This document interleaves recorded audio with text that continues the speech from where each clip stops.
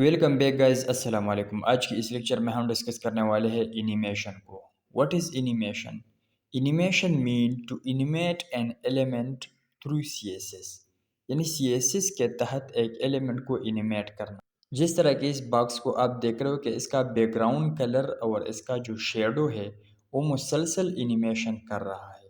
तो इसी तरह एक एनिमेशन या डिफरेंट टाइप ऑफ एनिमेशन हम किस तरह क्रिएट करेंगे। तो जब भी हमने एक एलिमेंट को एनिमेट करना होता है तो हम उसके लिए एक टेम्पलेट क्रिएट कर लेते हैं। वो टेम्पलेट कुछ इस तरह लिखना पड़ता है, जिस तरह के यहाँ पर मैंने लिखा है @ की फ्रेम, फिर एनिमेशन नेम, वो आप नेम जो भी देना चाहे आप दे सकते हैं। फिर फ्रॉम टू मीन, यानी यहाँ पर आप देख रहे हो कि इस बॉक्स का कलर बाय डिफ़ॉल्ट यानी एनिमेशन से पहले ग्रीन रहता है, तो ये फ्रॉम हो गया। और टू मीन, यहाँ पर आप देख रहे हो कि एनिमेशन जो है वो वाइट हो रहा है, फिर बाद में इसका बैकग्राउंड कलर और शेडो वाइट हो जाता है, तो ये टू है। तो हमने टेम्पलेट तैयार करना है फ्रॉम, यानी कि ये एनिमेशन इस कलर से इस कलर तक जाना चाहिए। तो चलो चलते हैं एग्जाम्पल की तरफ, वहाँ पर आपको एग्जाम्पल के साथ समझा लेते हैं। तो यहाँ पर जिस तरह की आप देख रहे हो कि यहाँ पर मैंने एक डिव लिया है और उस डिव के अंदर एनिमेशन एक टाइटल दिया है। इसी तरह इस पर मैंने CSS भी अप्लाई किया है। यहाँ पर आप देख सकते हो कि इस पर मैंने डिफरेंट प्रॉपर्टीज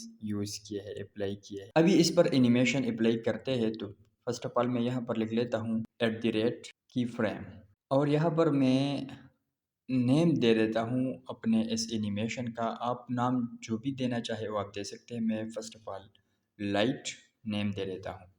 और यहाँ पर मैं फ्रॉम, यानी हमारा बैकग्राउंड कलर यहाँ से स्टार्ट हो, फ्रॉम, यहाँ पर मैं बैकग्राउंड कलर देता हूँ। मैं बैकग्राउंड कलर देता हूँ, आप जो भी देना चाहे आप दे सकते हैं। फ़ॉन्ट फैमिली, फ़ॉन्ट साइज़ आप चेंज करना चाहे वो आपके पास चेंज होगा, लेकिन मैं फ़र्स्ट ऑफ ऑल सिर्फ आपको समझाने के लिए बैकग्राउंड कलर को ही चेंज कर लेता हूँ। और यहाँ पर टू, यानी बैकग्राउंड कलर हमारे पास ग्रे के बाद फिर हमारे पास बैकग्राउंड कलर ब्लू शो हो। तो अभी इसको सेव कर लेते हैं और वेब पेज की तरफ चलते हैं। वहाँ पर आपको दिखाते हैं कि एनिमेशन अप्लाई हुआ या नहीं। तो कर लेते हैं रिफ्रेश। यहाँ पर आप देख सकते हो कि इस पर बिल्कुल ही एनिमेशन अप्लाई नहीं हुआ। तो इसकी वजह क्या है?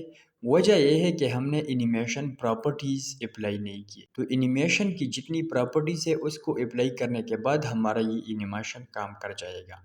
ये जो अभी हमने यहाँ पर लिखा है ये सिर्फ हमने टेम्पलेट बना दिया, यानी हमने उसको ये बता दिया कि हमारा एनिमेशन इस तरह होना चाहिए। तो चलो चलते हैं नेक्स्ट वीडियो की तरफ, वहाँ पर आपको एनिमेशन प्रॉपर्टी समझा लेते हैं। अल्लाह हाफिज़।